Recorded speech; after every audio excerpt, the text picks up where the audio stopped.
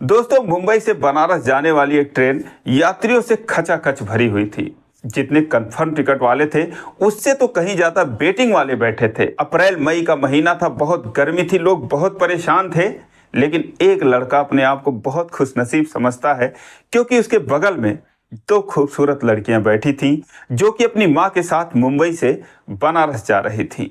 दोस्तों, उसके जिंदगी का एक सबसे यादगार सफर होने वाला था। उस एक रात के सफर में क्या कुछ हो जाता है, लेकिन किसी को कुछ खबर तक नहीं लगती। दोस्तों, एक बहुत ही इंटरेस्टिंग कहानी है, आइए जानते हैं पूरी कहानी इस वीडियो में। लेकिन वीडियो में आगे बढ़ने से पहले बस वही रिक्वेस्ट कि आप वीडियो को लाइक कर दीजिए, चैनल को भी सब्सक्राइब कर लीजिए ताकि मेरा हौसला बढ़ता रहे।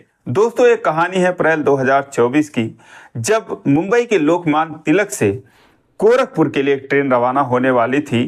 ट्रेन संख्या 12165। उसमें एक महिला बैठती हैं जिनका नाम यशोदा देवी होता है। अपनी दो बेटियों के साथ वो बनारस जा रही थी। अब दोस्तों, ट्रेन में इतनी भीड़ थी जिसका कोई हिसाब नहीं। जो भी वेटिंग वाले थे, जिनको जहां भी जगह मिला, गलियारे में, फर्श पे, दरवाजे पर, बाथरूम के अगल बगल, सब लोग बैठ गए, क्योंकि स्लीपर डब्बे में इन लोगों का टिकट होता है। अब वो लोग आते हैं तो उनका टिकट होता है 34 नंबर, जो कि मिडल सीट होती है। और लोअर सीट एक लड़के का था जिसका नाम शिवा होता है। वो अपने सीट पर बैठा था, खिड़की के बगल में बैठा था। एक और बंदा बैठा था। और तभी ये तीनों लोग आती हैं, यशोदा और उनकी दो लड़कियां। एक का नाम रेखा होता है जिसकी उम्र 21 साल होती है, और एक का नाम रिया होता है जिसकी उम्र 18 साल होती है। दोनों लड़कियां बहुत ही खूबसूरत। अब खिड़की के बगल में जो है वो शिवा बैठा हुआ था, उसकी उम्र भी 24-25 साल की होती है। तो जब वो आती हैं, बैठती हैं, तो दोस्तों जब 3 लोगों की जगह थी उस पर 5 लोग बैठ जाते हैं, तो दोस्तों परेशानी होने लगती है। अब जो यशोदा होती हैं वो शिवा से कहती हैं कि बेटा आपका कौन सा सीट है। कहता है मेरी यही सीट है। तो कहती हैं कि अगर आप मुझे खिड़की के बगल में आ जाने दोगे, गर्मी बहुत लग रही है, और तो मैं थोड़ी देर बैठ जाऊं तो मेहरबानी होगी। वो देखता है कि अच्छा, इनके बगल में 2 लड़कियां इनकी बैठी हैं। वो फौरन कहता है कि ठीक है आंटी, आ जाइए, कोई बात नहीं। दोस्तों, वो उधर चली जाती हैं और वो इधर आ जाता है, सीट बदल कर रेखा के बगल में। अब दोस्तों, जब उसके बगल में बैठ जाता है तो रेखा बड़बड़ाती है, कहती है कि मम्मी का भी अलग ड्रामा रहता है।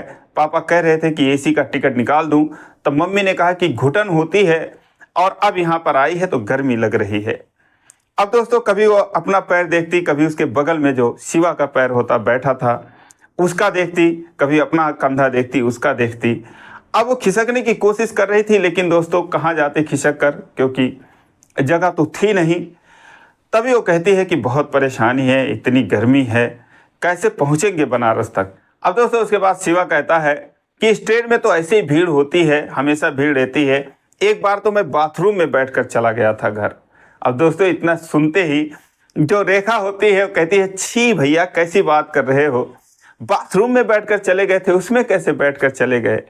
तो कहता क्या करूं, टिकट था नहीं, और जुगाड़ से किसी के पास थोड़ा सा जगह लेकर मैं बैठ गया था, लेकिन बाथरूम जाना पड़ा। तो आधे घंटे मुझे वहां तक जाने में लग गए, इतनी भीड़ थी। और जब वहां गया तो मुझे खाली लगा, मैं सोचा चलो यहीं बैठ जाता हूं, तो वहीं बैठकर चला गया। रेखा बोली, भैया बड़ी विचित्र कहानी है आपकी, बाथरूम में बैठकर आप चले जाते हो। अब थोड़ा सा उससे दूर खिसकने की कोशिश करने लगी, लेकिन कहाँ जाती, जगह तो था नहीं। उसके बाद दोस्तों अब 1 घंटा बीत गया, ट्रेन चल पड़ी। ना कोई ठंडा वाला आया, ना कोई पानी वाला लाया। जो भी ये लोग पानी लाए थे सब पी पी कर ख़त्म कर दिए। अब रेखा कहती है कि कोई आ भी नहीं रहा है, बताओ हम लोगों को कोई पूछने वाला नहीं है। तभी दोस्तों एक छोटे से स्टेशन पर वो गाड़ी खड़ी होती है, और जहाँ पर ये लोग बैठे थे तो वहाँ पर एक इमरजेंसी विंडो थी जिसका ग्रिल ऊपर करके और उसमें से निकला जा सकता था। तो जैसे ट्रेन खड़ी होती है, शिवा जो है वो फौरन उस खिड़की से कूद जाता है, इधर उधर दुकानें देखने लगता है। तो एक छोटी सी दुकान दूर पे दिखती है, जाता है वहाँ से पानी लेता है और लाकर पीने लगता है। अब ये लोग देखती हैं तो कहती हैं यार हम भी पानी मंगा लेते। अब उससे बुलाती हैं कि भैया भैया भैया करके, वो सुनता ही नहीं है, क्योंकि जो भी गेट के तरफ लटके हुए थे लोग थे 150 लोग, वो भी प्लेटफार्म पर उतर जाते हैं गर्मी से राहत पाने के लिए। तभी रेखा जो है उसको ज़ोर से बुलाती है, कहती है ओ बाथरूम वाले भैया। अब दोस्तों जैसे ही वो ये कहती है बाथरूम वाले भैया, क्योंकि अपना चेहरा जो है वो खिड़की से बाहर निकाल के बोलती है। वैसे ही सारे लोग इसके तरफ देखने लगते हैं। शिवा भी इसके तरफ देखता है और उसके बाद वो आता है उसके पास, उसको इशारा करके बुलाती है, कहती भैया ये 50 रुपये ले लो और जाओ ज़रा 2 बोतल पानी ला दो। वो जाता है, पानी लेकर आता है और जैसे ही देता है ट्रेन चल पड़ती है। वो कहती है अरे भैया बैठो, आप जल्दी बैठो, कैसे बैठोगे। दौड़ के जाता है दरवाजे की तरफ और वहाँ से फिर 10-15 मिनट में अंदर आता है। और जैसे ही आता है तो एक सामने जो बैठा था वो कहता है कि बाथरूम वाले भैया आ गए। अब दोस्तों जैसे ही सुनते हैं सारे लोग फिर हंसने लगते हैं। कहता है हाँ बताओ भाई साहब, ऐसे भी भला कोई कहता है। जैसे ही इन्होंने कहा कि वो बाथरूम वाले, तैसे ही सारे लोग मुझे देखने लगे जैसे मैं कोई बाथरूम साफ करता हूँ। तो रेखा जो है हंसने लगी, बोली सॉरी भैया लेकिन आपका नाम ही पता नहीं है और नॉर्मल तरीके से बुला रही थी तो आपने सुना ही नहीं तो मुझे कहना पड़ा। आपका क्या नाम है? तो बोला मेरा नाम शिवा है। तो रेखा ने कहा कि अरे यार ये तो बड़ा अच्छा नाम है आपका। फिर वो खिसक जाती है और अपने ही बगल उसे बैठने का इशारा करती है। शिवा जो है वहाँ पे बैठ जाता है। 2 लीटर का कोल्ड ड्रिंक लाया था। उसके बाद वो यशोदा से कहता है कि आंटी कोल्ड ड्रिंक पिएंगी, पी लीजिए, अभी थोड़ी गर्मी से राहत मिल जाएगी। वो कहती मैं ये सब नहीं पीती। और रिया को बोलता है कि तुम पी लो। कहती है हाँ लाओ, क्यों नहीं पीऊँगी। फिर रेखा को देता है। रेखा कहती है कि भैया 2 लीटर कोल्ड ड्रिंक आप लाए, क्या अकेले पी लेते आप? वो बोला अरे सुबह तक पीता और वैसे भी कौन सा यहाँ पर मिलने वाला है। फिर सारे लोग हंसने लगते हैं। फिलहाल ऐसे सफ़र की शुरुआत होती है। अब दोस्तों ट्रेन धड़ाधड़ चल रही थी। जलगांव आ गया, नासिक आ गया, उसके आगे ट्रेन निकल गई। अब इन लोगों को जो है, जो रेखा थी वो रिया से कहती है यार कोल्ड ड्रिंक नहीं पिया होता तो अच्छा होता, अब बता प्रॉब्लम शुरू हो गई है। उन लोगों को जाना था वॉशरूम।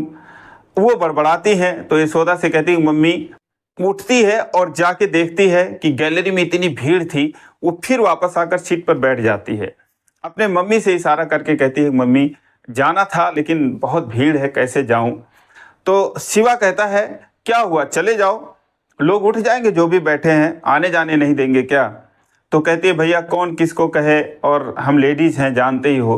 तो यशोदा कहती हैं कि भैया अगर तुम चले जाते तो थोड़ी मेहरबानी होती। वो बोलता है हाँ ठीक है चलो।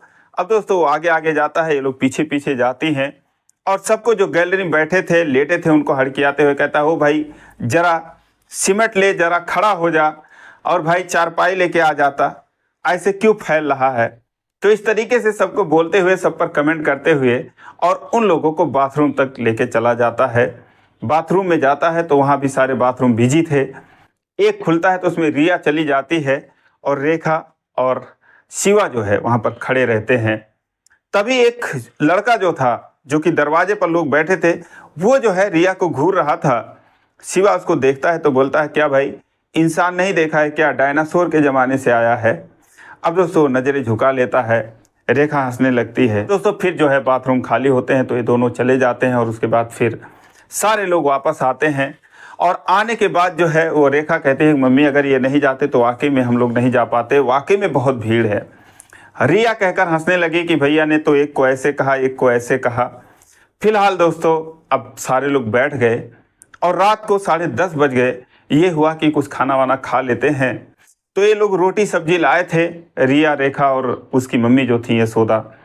ये लोग अपना निकाल के खाने लगती हैं। कहती भैया थोड़ा उधर हो जाते तो हम लोग खा लेते। वो खिड़की की तरफ चला जाता है, लोग निकालते हैं तो उससे कहते हैं भैया तुम कुछ नहीं लाए। तो कहता है कि नहीं नहीं आंटी आप लोग खा लो। तो रेखा कहती है अरे हम तुम्हें खिला नहीं रहे, तुम्हें पूछ नहीं रहे, बस ये कह रहे हैं कि तुम लाए हो कि नहीं लाए हो। तो बोला कि नहीं मैं लाया तो हूँ, लेकिन अब आप लोगों के बीच में कैसे खाऊं, पता नहीं आप लोग खाते होंगे कि नहीं खाते होंगे, तो नहीं अच्छा लगता। रेखा ने कहा क्या ऐसा ले आए हो तुम जो हम लोग के बीच में नहीं खा सकते। बोला बिरयानी लाए हैं पैक करा कर, तो चिकन बिरयानी है। तो रेखा कहती है अरे हम लोग खाते हैं, कोई बात नहीं, मम्मी नहीं खाती है, हम लोग खाते हैं तो तुम खा लो, मम्मी तू इधर आ जा। अब दोस्तों वो फिर उधर कर देती है मम्मी को और फिर ये तीनों लोग एक साथ हो जाते हैं। अब दोस्तों शिवा जो है मुरादाबादी बिरयानी लेकर आया था, जैसे ही खोलता है उसका पैकिंग करवा के लाया था, पूरा डब्बा महक जाता है। और उसके बाद वो इन लोगों को भी कहता है कि तुम लोग भी खा लो थोड़ा थोड़ा। वो कहते हैं भैया आप मेरा रोटी लोगे तो हम खा लेंगे, आप पहले रोटी ले लीजिए। इस तरीके से दोस्तों ये लोग खाना खाते हैं, पीते हैं और उसके बाद फिर जो है सोने की बारी आती है। अब मिडल सीट जो है इन लोगों का था, एक सीट पे ये 3 लोग थे, लोअर सीट इसकी थी। तो यशोदा कहती है भैया एक काम करो, आप जो है बीच वाले सीट पर आ जाओ और हम लोग नीचे बैठकर लोटते पेटते कैसे भी करके अपना चले जाएंगे, क्या करें, एक ही टिकट है।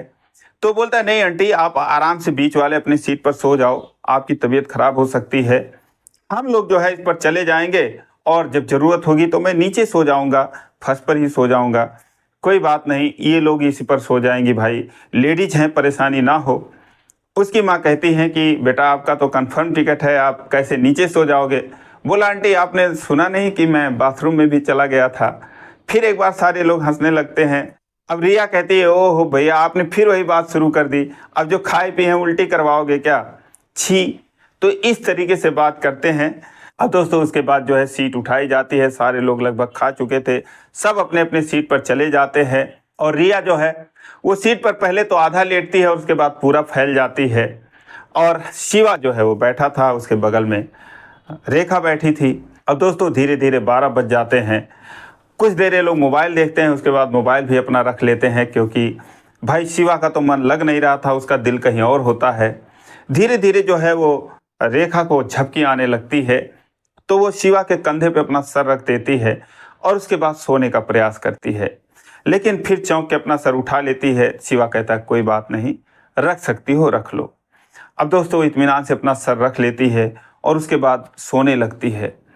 और जब शिवा देखता है कि ये सो रही है तो वो गिरे ना, उसको संभालने के लिए वो जो है पीछे से हाथ ले जाता है और उसके कमर पे हाथ रख देता है, मतलब उसको थामने का प्रयास करता है।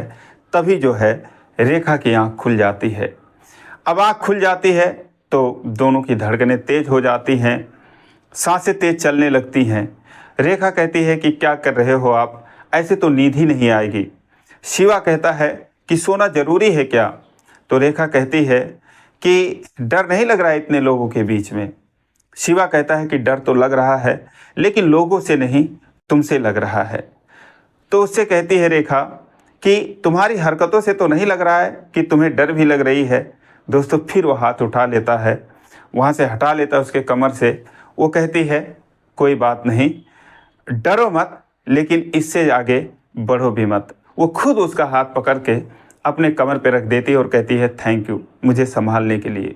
अब दोस्तों इस तरीके से दोनों बैठ जाते हैं, सारे लोग सो गए लेकिन ये दोनों जो है आपस में बात करने लगे, क्या काम करते हो, कहाँ रहते हो, कितना पढ़े लिखे हो, घर में कौन कौन है, कितना कमा लेते हो।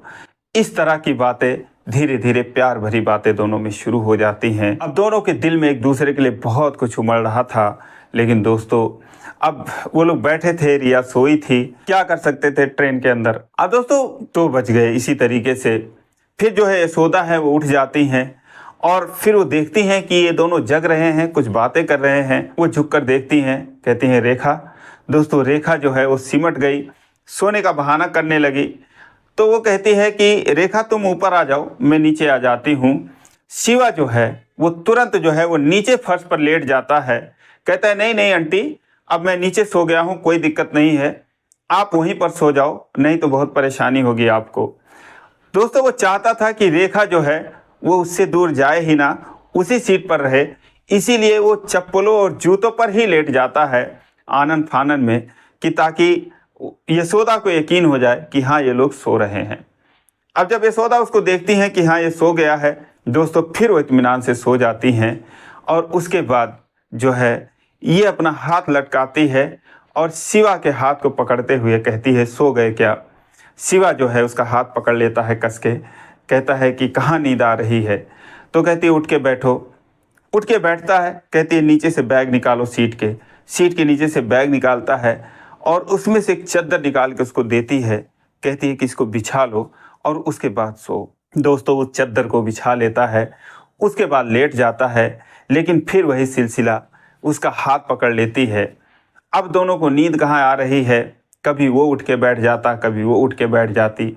इस तरीके से उठक बैठक लगाते हुए वो रात बीत जाती है। एक बहुत ही यादगार उन दोनों की ज़िंदगी की ये रात बीत जाती है और सुबह 6 बजे ट्रेन को इटारसी पहुंचना था, वहाँ पर उसका स्टॉप था। लेकिन उससे पहले जो है यशोदा उठ जाती हैं और कहती हैं भैया ज़रा बाथरूम तक अगर रास्ता क्लियर करवा देते, क्योंकि सारे लोग बेसुध सोए हुए थे, रात के 4:30-5 बज रहे थे। तो वो जो है आगे आगे जाता है और ये पीछे जाती हैं। उसके बाद फिर आती हैं, लोगों को भी बुलाती हैं, कहती हैं कि जाओ वरना सब कुछ बिजी हो जाएगा। तो इस तरीके से लोग जाते हैं और फिर जब सुबह 7-8 बजते हैं, ब्रश वगैरह करते हैं लोग, चाय नाश्ता कॉफ़ी ये सब करते हैं और उसके बाद फिर जो है दिन के सफ़र की शुरुआत होती है। ये लोग ट्रेन में बैठकर खाते पीते हैं, बातें करते हैं और ट्रेन अपनी स्पीड में बनारस की तरफ जा रही थी। खाना मंगाना, साथ में खाना, ये सब चलता है। दोस्तों शाम को 5 बजे ट्रेन प्रयागराज पहुंचनी थी, यानी कि इलाहाबाद, लेकिन वो पहुंचती है 8 बजे, 3 घंटे लेट थी। वहाँ पर अब ये लोग बैठे बैठे थक गए थे। जो है खिड़की से बाहर निकल जाता है शिवा। तो जो रेखा थी और रिया थी वो कहती हैं भैया हमको भी ज़रा निकाल लेते बाहर इसी खिड़की से, तो हम भी थोड़ा घूम लेते, क्योंकि यहाँ पर आधे घंटे ट्रेन रुकेगी। तो वो जो है उनको उस खिड़की से बाहर निकलने में मदद करता है। फिर ये लोग जाते हैं, कुछ खाते हैं, पीते हैं और उसके बाद फिर वो लोग उसी खिड़की से वापस अंदर आ जाते हैं। अब दोस्तों 7:20 पर वाराणसी जंक्शन पर उस ट्रेन को पहुंचना था, लेकिन 4 घंटे लेट होने की वजह से वो 11:30 बजे रात को पहुंचती है। सारे लोग उतरते हैं। जो रेखा के मौसा थे वो अपनी गाड़ी लेकर स्टेशन पर आए हुए थे। अब बिछड़ते वक्त जो है इन दोनों के चेहरे पर बहुत ज़्यादा उदासी थी। तो यशोदा कहती हैं कि भैया अब तुम अपने घर कैसे जाओगे? तो कहता है मेरा घर यहाँ से 30 किलोमीटर दूर है, मैं पिंडरा तहसील का रहने वाला हूँ। इस टाइम तो मैं जाऊँगा नहीं, इसी स्टेशन पर ही रहूँगा, क्योंकि इस टाइम तो कोई साधन मिलेगा नहीं और मैं सुबह जाऊँगा। तो कहते हैं भैया आप पूरी रात परेशान हुए, हम लोगों की वजह से आप नीचे सोए, अब यहाँ पर भी रात भर मच्छर काटेंगे, आप कैसे सोएंगे? तो एक काम करो, आप मेरे बहन के ही घर चलो, वहाँ पर आराम से सोना, कल सुबह निकल जाना। अब दोस्तों जैसे ये बात सुनते हैं तो इन लोगों के खुशियों का कोई ठिकाना नहीं होता। ये कहता है ठीक है आंटी, बड़ी मेहरबानी आपकी कि आपने इतना ध्यान दिया। तो कहते हैं भैया इसमें मेहरबानी की क्या बात है, आदमी ही आदमी के काम आता है। अब दोस्तों वो उनके घर पहुंचता है, मेहमानों की तरह अच्छा खाना खाता है, अच्छे बिस्तर पे सोता है और फिर सुबह जो है वो 9 बज जाता है जब ये लोग उठते हैं। उठने के बाद फिर नहाते हैं, बढ़िया नाश्ता करते हैं, जो कि उसकी मौसी ने और उसकी मौसी की एक लड़की ने बनाया था। और फिर उसके बाद ये लोग घूमने का प्लान बनाते हैं।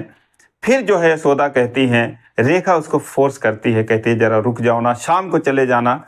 यशोदा कहती हैं कि हाँ भैया शाम को चले जाना, चलो हम लोग बनारस जा रहे हैं घूमने, तुम भी चलो, कुछ हमारे साथ घूम लो।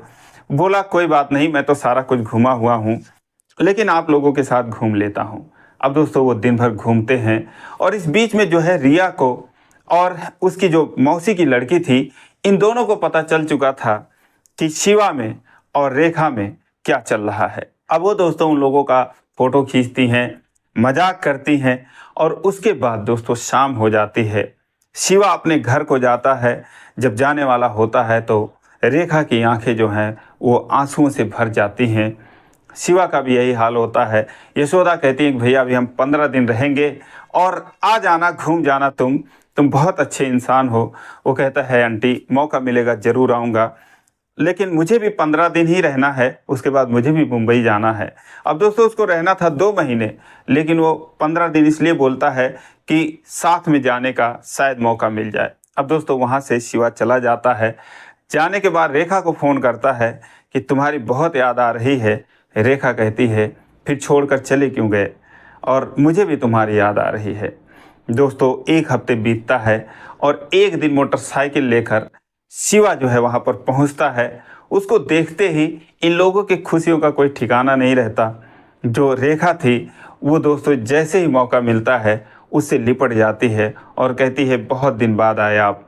कहता है कि मुसाफिर का क्या भरोसा, क्या पता ये मुलाकात अंतिम मुलाकात हो। लेकिन दोस्तों उसके बाद जो है वो दिन भर रहता है और फिर अपने घर चला जाता है। दोस्तों ठीक 15 दिन बाद फिर उसी वाराणसी जंक्शन पर ये चारों लोग इकट्ठा हुए थे, क्योंकि अब ये वापस मुंबई जा रहे थे। अब की बार इनका जो टिकट था वो एसी का था और चारों का कंफर्म टिकट था। एक बार फिर मौज मस्ती करते हुए ये वापस जाते हैं, मुंबई पहुंचते हैं और उसके बाद से दोस्तों इन दोनों में, रेखा में और शिवा में लगातार फ़ोन पर बातें होती रहीं। दोनों एक दूसरे के साथ जीने मरने की कस्में खाते रहे, दोनों में बेपनाह प्यार हो जाता है। अब दोस्तों दोनों शादी करना चाहते हैं। इस बात को 3 महीने बीत गए हैं। अप्रैल मई में जो कहानी शुरू हुई थी, जो सफ़र शुरू हुआ था, सितंबर आ गया है। लेकिन इन दोनों के हैसियत में काफ़ी फ़र्क है। जहां पर उसके जो पिताजी हैं, रेखा के पिताजी लाख रुपए से ऊपर कमाते हैं, वहीं पर इसकी सैलरी जो है 25-30 हज़ार की है। लेकिन फिर भी इन दोनों को उम्मीद है कि इन दोनों की शादी ज़रूर होगी। लेकिन आगे क्या होता है कुछ पता नहीं। दोस्तों ये कहानी जो है वो रेखा ने मुझे शेयर किया था, मेल किया था कि सर मेरी एक कहानी है, ऐसे ऐसी है, आप ज़रूर लोगों को सुनाइए। और सबसे मैं राय लेना चाहती हूँ कि आखिर हम लोग कैसे शादी करें, किस तरीके से करें। तो दोस्तों आपके पास कोई आइडिया हो तो कमेंट के ज़रिए आप ज़रूर बता दें, उन तक पहुंच जाएगा। और ये रही कहानी, आप लोगों को कैसी लगी। ज़रा भी अच्छी लगी हो तो वीडियो को लाइक करिए और इसी प्रकार की कहानियों के लिए चैनल को सब्सक्राइब कर लीजिए। फिर मिलेंगे अगले वीडियो में, तब तक के लिए जय हिंद।